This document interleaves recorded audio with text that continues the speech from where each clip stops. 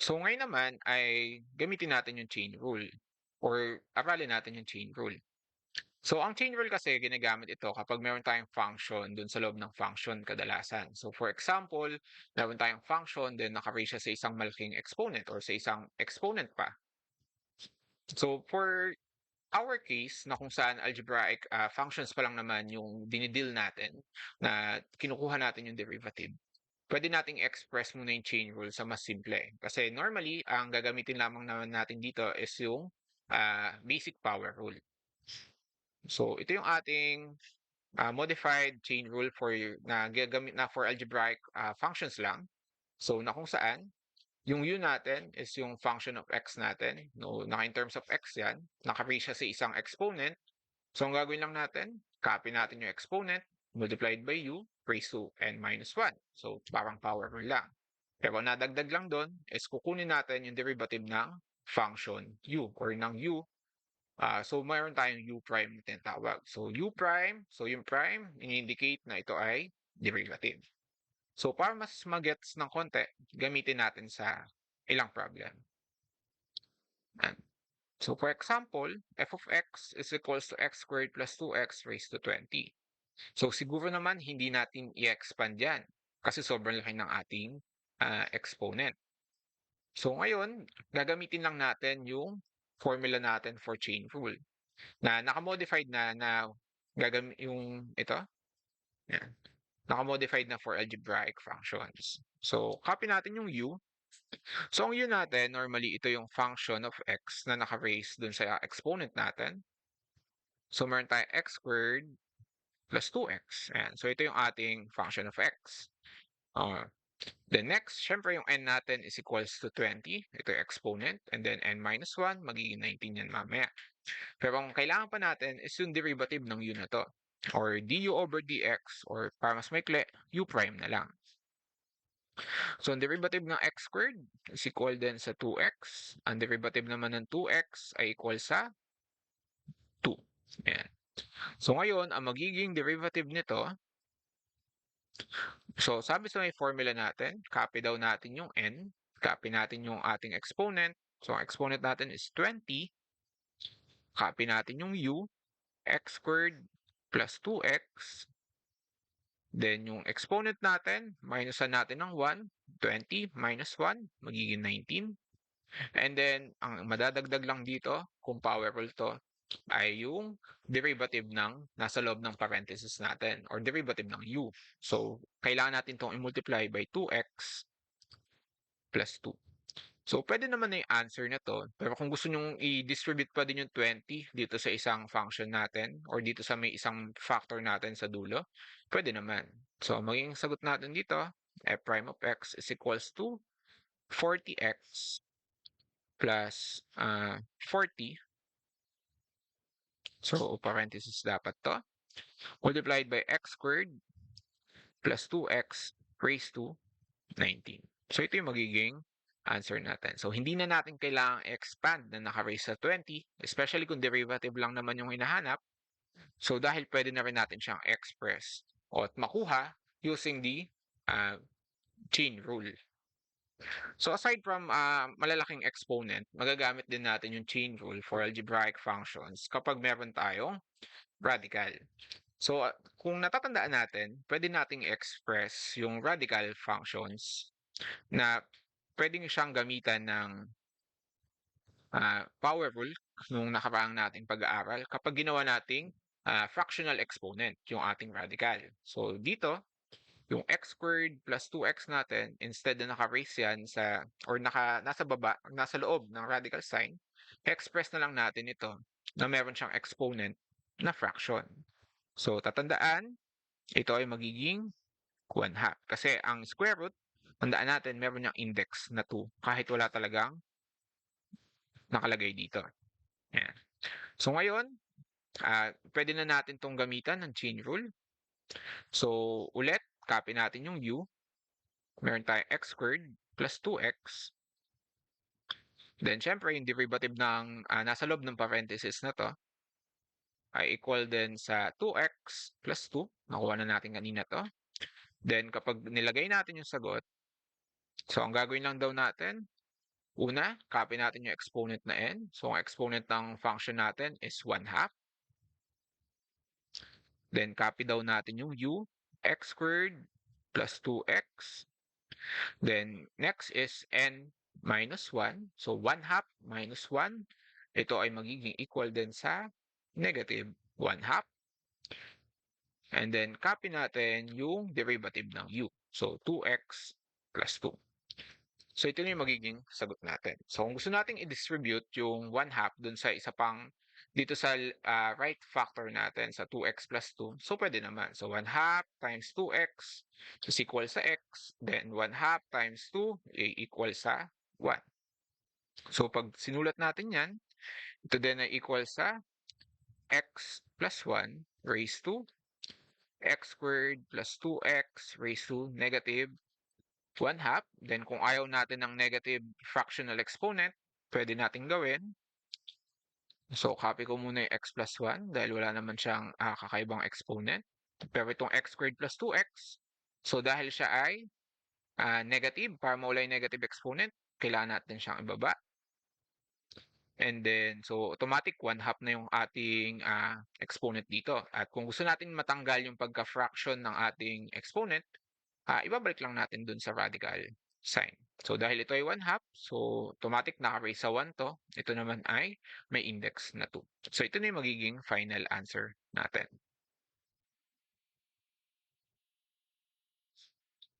So, bukod doon, pwede pa tayong mag-try ng isa pang example siguro. Ito naman ay meron tayong fraction na given. So, na kung saan ang denominator natin ay multiple terms. So, x squared plus 2x.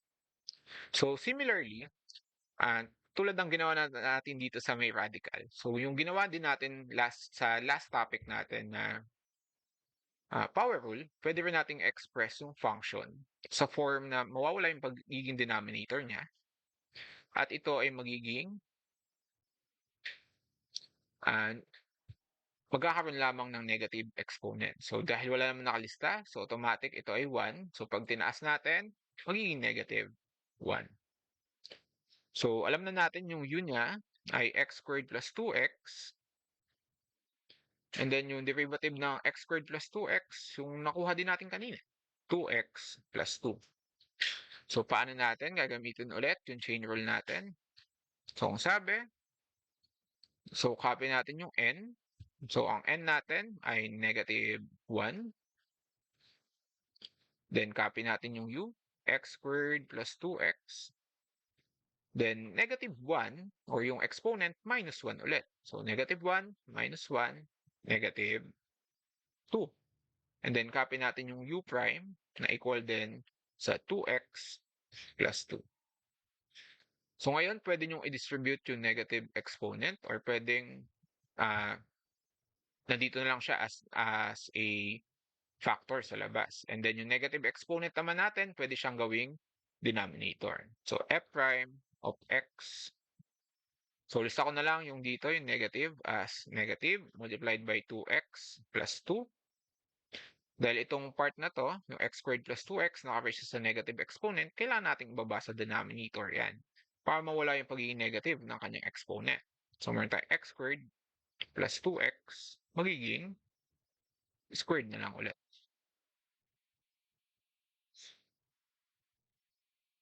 Yan. And so, ito yung ating chain rule. So, siguro mas maganda kung mag-solve pa tayo ng mga ilan pang problem na kung saan maaari nating pagsamahin yung iba't ibang rules na ito. So, may chain rule tayo, may quotient rule, may product rule. So, pwede natin silang pagsamahin at makikita natin na kapag na-master natin yung mga rules na to, masosolve natin most of the functions talaga, di ba? At hindi tayo mahihirapan sa pagsosolve. So, for example, ito, meron tayo x squared plus 1 cubed, then 2 minus 3x raised to 4 yung quantity na yan. So, napapansin natin, kapag in-expand natin parehas yan, then saka natin multiply, sobrang haba ng process. So, baka naman pwedeng gamitan na lamang ng product rule. So, ang product rule ulit, pag meron tayong dalawang factors, so ito ay mag-a-assign tayo ng u tsaka v na lang dito. So for example, u natin ay equal sa x squared plus 1 cube. And then yung v natin is equal sa 2 minus 3x raised to 4. So itong mga u tsaka v natin, yung dalawang factors na to, ito ay pwedeng gamitan ng chain rule. Kasi kung tatandaan natin, sa product rule natin, ang kailangan natin is yung derivative ng bawat factors na ito. So for example, derivative ng u, so du over dx. So dahil ito ay naka-raise sa exponent, so ulit, copy natin yung exponent, copy natin yung nasa loob ng parenthesis, x squared plus 1. Then next natin, minus 1 dun sa exponent, squared.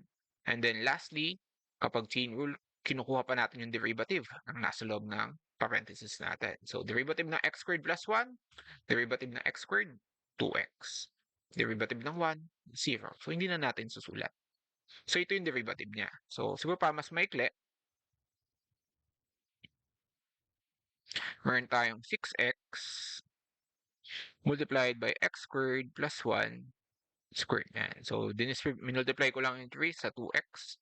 So, next naman natin na si chain rule is yung dv or itong derivative ng v natin.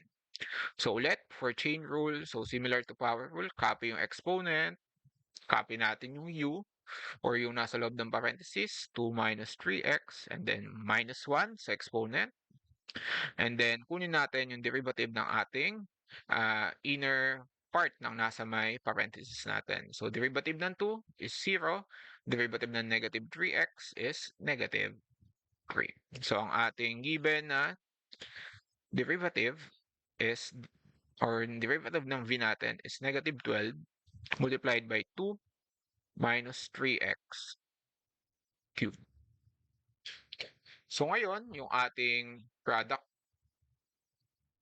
rule ay gumagamit din ng, or kung natatandaan natin, ito ay equal din sa u dv plus v du. So, u muna, x squared plus 1 cube multiplied by dv, negative 12 times 2 minus 3x, then quantity na yan, naka-raise sa cube, plus v du.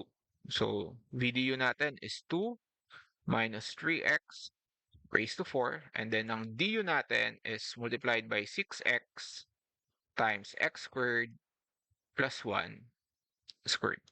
So ito na yung magiging sagot natin. Pero syempre, mas maganda kung meron pa din tayong, or kung medyo mas mapapaikli pa natin ng konti. Dito, pwede tayong mag-factor.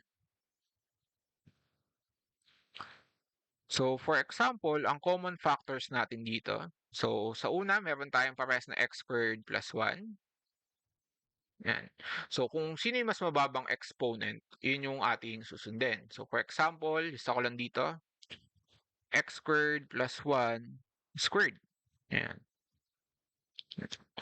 So ito, tinanggalan ko ng x squared plus 1 squared. Ang matitira dito is x squared plus 1. So dahil ito ay cube, pag tinanggalan natin ng 2, ang matitira ay 1, di ba? So lista natin, x squared plus 1 na lang. Then copy lang natin, negative 12 times 2 minus 3x raised to, ayan. Ito naman, 2 minus 3x raised to 4 times 6x. Pero dahil yung second term, tinanggalan na natin ng x squared plus 1 squared, wala na to. Kasi 2 minus 2 is equals sa 0. So next na natin pwedeng i-factor, ito naman, yung 2 minus 3x. So both sila may 2 minus 3x. So ang gagawin lang natin, kung sino yung mas mababang mas mababang exponent, yun yung ating susundin. So bukod doon, pwede rin nating isama ng i-factor itong 12, common factor ng 12 at 6. So, alam naman natin na ang common factor nila ay equal din sa 6. So, f prime of x, so lista ko lang. So, x squared plus 1 squared. Then, magpa-factor ako ng 6. Magpa-factor din ako ng 2 minus 3x cubed. So ito, lista ko lang, x squared plus 1. Ang tinanggal ko naman dito is, nanguha ako ng 6 mula sa negative 12. So matitira, negative 2. Next, nanguha ko ng 2 minus 3x cubed. So itong 2 minus 3x quantity cube na to, mawawala na. Yan. So plus tayo. Ito naman, dahil nag-factor out ako ng cube, so ilan yung matitira dito? So matitira na lamang dito is 2 minus 3x na lang. So naka-raise na lang siya sa 1 kasi cube yung tinanggal ko mula dun sa 4. So 4 minus 3, so equal lang sa 1. Then to naman, nanguha ko ng 6. So matitira na lang sa 6x ay x. So ito yung magiging sagot natin. So para mas maganda yung pagkakasimplify, pwede ko pang i-expand yung nandun sa may given natin. So 6, so ibahin ko lang yung pagkakasunod-sunod. Unahin ko lang yung 6. Then unahin ko siguro x squared plus 1 squared. Then itong quantity 2 minus 3x na naka-raise sa cube. Ito naman, multiply ko. Negative 2 times x squared. Negative 2x squared. Then negative 2 times 1, negative 2. Plus 2 minus x is equal sa 2x. Then negative 3x times x is negative 3x squared. Then f prime of x. So ngayon, copy natin 6 times x squared plus 1 squared. Then 2 minus 3x. Then cube. So multiply, pagsamahin natin yung like terms. So negative 2x cubed, 2x squared minus 3x squared. So maging negative 5x squared. And then plus 2x minus 2. So ito na yung ating magiging final answer. Yan. So kung tutusin, medyo madali lang to. At actually, yung nagpa-help na part dito is yung factoring ng common terms. Pero kung i-accept naman yung answer na hanggang dito lang, kasi basically tama naman ito. Hindi lang siya naka-factor or mas maayos na form. So pwede na hanggang dito lang. Pero kung i-required siyang i-expand hanggang or expand ay i-factor pala. Yan. So ito yung magiging sagot. At yung factoring yung magiging mahirap na part. So ito ay isang example ng combination ng product rule at ng chain rule. So next naman natin na ita-try is yung combination ng quotient rule at chain rule naman na kung saan, so mapapansin natin ito ay naka-chain rule. So basically, meron tayong u na equal sa 3x minus 1 all over x squared plus 3. Then naka-squared siya. So siguro para hindi masyado mahirap, ang gagawin kong chain rule muna instead na u. So kanina 'di ba u ang gamit natin. So para lang hindi tayo malito ng konti sa notations, so gawin muna natin siguro w. Yan. So pwede nyo rin naman palitan yung mga letters para mas hindi kayo malito. Then alam natin na ito ay copy yung n, copy yung w, then raised to n minus 1 multiplied by derivative ng w natin. So ngayon, kung ang w natin dito is yung 3x minus 1 all over x squared plus 3, so kailangan nating hanapin yung kanyang derivative, which is w prime. So ang w prime, makukuha lang natin to kapag kinuha ko yung derivative ng 3x minus 1 all over x squared plus 3, which is gagamitan ng quotient rule naman. So for example, or kung natatandaan natin, ito ay u over b. So ang formula natin is v du minus u dv all over v squared. So ngayon, copy natin to. Okay? So ang u natin is yung numerator, 3x minus 1. Ang v natin is equal sa x squared plus 3. So lagay ko lang dito is quotient rule to. So ang derivative ng u natin, so derivative ng 3x is 3. Ang derivative naman ng v ay equal sa 2x. Ayan. So ngayon, yung W prime natin or derivative ng W, gagamitan ng chain rule. So ulit, formula natin is V du. So V du, so equal yun sa 3, minus U dB. So meron tayong U multiplied by dV, so multiplied by 2x, all over V squared. So meron tayong x squared plus 3, then e squared pa natin yan. So simplify lang natin yung nasa taas siguro. So 3 times x squared, may 3x squared tayo. 3 times 3 is 9 plus 9. Then minus 2x times 3x. So meron tayong 6x squared. Then 2 times negative 1, magiging negative 2x. All over x squared plus 3 squared. Na kung saan, pag sinimplify nyo pa ng konti yan, so 3x squared minus 6x squared is negative 3x squared. Then, meron tayong negative times negative 2x. Magkakaroon tayo ng positive 2x.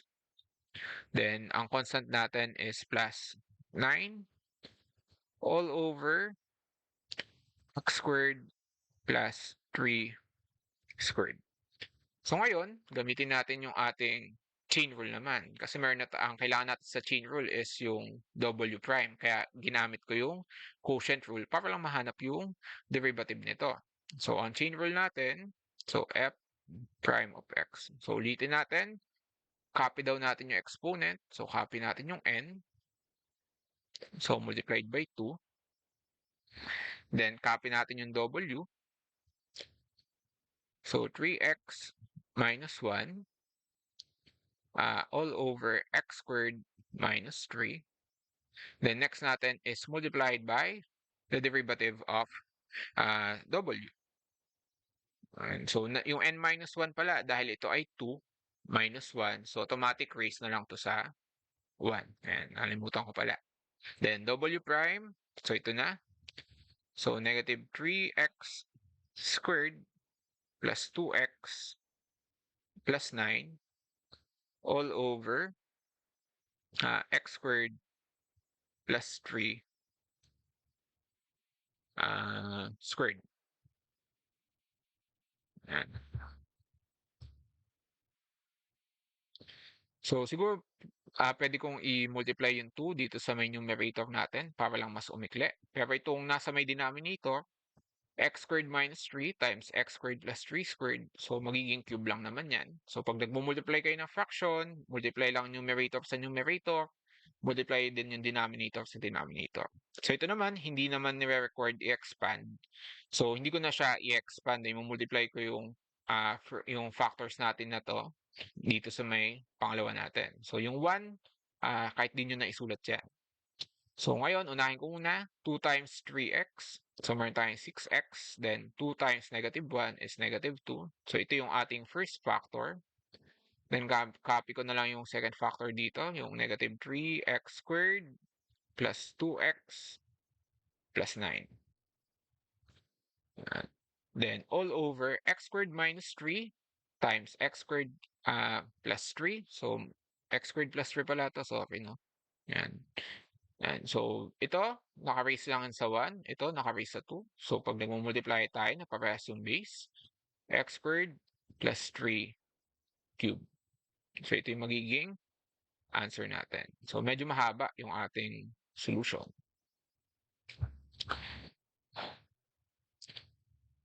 Para sa ating last problem. So, combination ulit to ng chain rule at ang quotient rule naman natin. So, meron tayong fraction dito. So, automatic quotient rule yung ating gagamitin.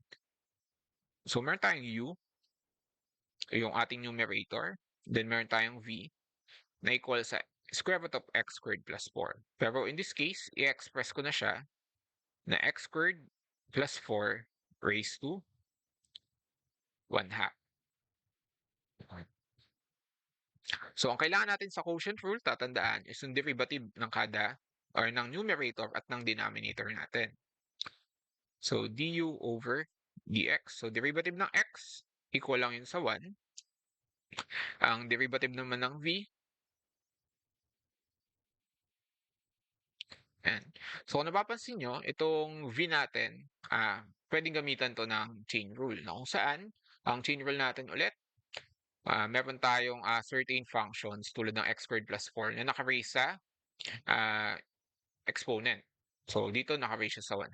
So ang chain rule natin for algebraic functions tulad nito, so ulitin natin, copy natin yung n or yung ating exponent. So 1/2, copy natin tong x squared plus 4. Then copy natin yung or minusan natin ng 1 itong original exponent. So 1/2 minus 1 is equal din sa negative 1/2. And then ang common mistake na nakikita ko is nalilimutan natin hanapin yung derivative ng nasa loob ng parenthesis. So kapag chain rule, kailangan nyo pang kunin yung derivative ng nasa loob. So ang x squared plus 4, ang derivative niyan, derivative ng x squared ay 2x lang din. Yan. So dito, pwede ko na palang i-cancel yung 2 agad. So magiging dv over dx natin is x times x squared plus 4 raised to negative 1/2. So ngayon, pwede na tayo mag-proceed sa quotient rule. So ang quotient rule natin, ulitin lang natin, is v du minus udv all over v squared. So ulitin natin, ang v natin is x squared plus 4 raised to 1/2. Then du times 1, so hindi ko na kailangan isulat, minus udv. So meron tayong x times dv, x squared plus 4 raised to negative 1/2 times x. Yan. All over v squared. So x squared plus 4 raised to 1/2 squared. Yan. So ito yung magiging even natin.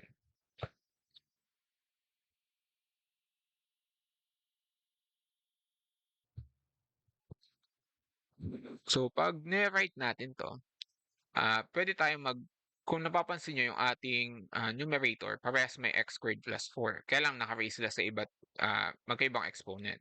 So pwede tayong mag-factor muna. Then bukod doon, pwede ko din i-multiply yung dalawang x na to para maging x squared na lang. So for example, f prime of x, pag depende ko ano yung gusto nating i-factor dito. Ang gusto ko munang i-factor siguro is yung x squared plus 4 raised to 1/2.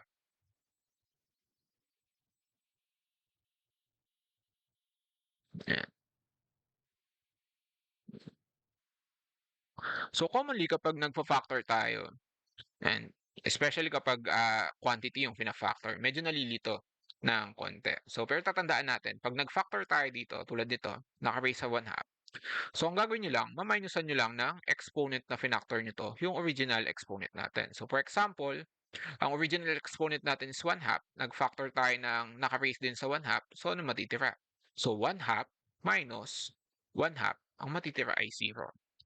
So x squared plus 4, 1/2 minus 1/2. Ito ay equal din sa 0. So any number na naka-raise sa 0 ay equal din sa 1. Minus, so ito ginawa ko ng x squared. So ito naman, nag-factor tayo ng 1/2 galing sa negative 1/2. So para hindi malito, tatandaan nyo, hindi pala, so x squared plus 4 pala ito. Ayan. Yung original exponent natin, negative 1/2, dahil nag-factor tayo ng 1/2, nagma-minus tayo ng finactor natin. So ibig sabihin, nag-factor tayo ng 1/2, minus 1/2 to. So negative 1/2 minus 1/2. So ilan yung magiging sagot natin? So meron tayong magiging sagot na negative 1 na exponent. Ayan. So, mamaya natin siya ilagay. Ayan. So, x squared plus 4 raised to 1/2. Ito naka-squared. Pag naka-squared, pwede nyo ang gawin dito. Ganito yung magiging itsura. So, dahil naka-squared siya, so dalawang x squared plus 4 raised to 1/2. At ang purpose lang nito, kaya ko siya pinakitang dalawa, is para makita natin na maka-cancel lang tong finactor natin na una. Yan. So, ang matitira na lang sa may denominator natin is x squared plus 4 raised to 1/2. So, ngayon, copy natin. So, f prime of x. So, dito ang numerator, na-cancel na kanina, 1 na lang yan. Ito naman, 1 minus x squared multiplied by x squared plus 4. So, tulad ng in-explain ko kanina, negative 1/2 minus 1/2 ay equal din sa negative 1. So, ito yung kakalabasan niyan. Then, yung nasa may baba, x squared plus 4 raised to 1/2. So, ito yung magiging sagot natin. Although, pwede pa itong mas i-simplify pa para mas maganda yung magiging sagot natin. Ngayon, pwede ko pagsamahin yung ating given numerator. So, pag in-express ko yan, so 1 minus x squared. Dahil itong ating nasa may right part ng right term natin, nasa may right part na term ay naka-raise sa negative 1, yung x squared plus 4. So, alam natin para mawala yung pagka-negative niya, ang ginagawa natin, in-express natin to sa denominator. So, ang magiging itsura niya, x squared plus 4, and nawala na yung negative exponent, all over x squared plus 4 raised to 1/2. And then, para mapag-combine natin yung dalawang, yung isang whole number at yung fraction sa taas, kailangan lang naman nating i-multiply yung 1 doon sa denominator ng una or denominator ng pangalawang fraction. So, x squared plus 4 times x squared, all over x squared plus 4. And so, x squared plus 4, 1 times x squared plus 4, kaya naging x squared plus 4 to, minus x squared all over x squared plus 4. Yan. Then, meron ba tayong x squared plus 4 dito sa ating pinakababang part? Yan. So, itong part na to, yung nasa may numerator ngayon, pag kinumbine nyo yung fractions na to, yung nasa may, ay yung isang whole number at fractions, ganito dapat yung kakalabasan. And kung medyo nalilito pa, medyo balikan natin dapat yung process ng operations involving algebraic fractions para mas maintindihan natin kung bakit naging ganito yung sagot. Ngayon, kapag meron tayong complex fraction na to, tulad nito, so meron pa tayong fraction dun sa numerator. So, mangyayari lang nun, yung denominator part ng nasa numerator natin, bababa lang din. Kaya ang magiging resulting given natin is x squared plus 4 minus x squared. Then, nasa may baba, x squared plus 4 times x squared plus 4 raised to 1/2. Ayan. Then, kung mapapansin nyo, itong nasa may upper numerator natin, so x squared minus x squared, maka-cancel na. Matitira na lamang ay 4. And then ito, sa may baba, parehas yung x squared plus 4. Pero isa, naka-raise sa 1. Isa, naka-raise sa 1/2. So, kung natatandaan nyo pa, ang ginagawa lang naman natin kapag nagmumultiply ng same base, magkaiba exponent, ay na-add lang yung exponent. So, 1 plus 1/2 ay equal din sa 3/2. So, x squared plus 4 raised to 3 over 2. And then yung nasa may taas ay 4 na lang. And then lastly, kung ayaw natin na ang sagot natin ay fractional exponent, kailangan nyo lang i-express sa radical form. So, ito ay magiging, so yung 1/2 dyan or yung over 2 dyan, magiging radical na square root. Then, x squared plus 4 cube. So, dito ko na lalagay sa taas yung final answer para mas malinaw. X is equals to 4 all over square root of x squared plus 4 cube. Yan. So ito yung magiging final answer. Yan. So ingat lang kayo sa mga parentheses, sa mga radical kung saan sila nakatapat. Pero basically, ito yung ating differentiation rules na pinag-combine natin yung product chain rule at quotient rule natin.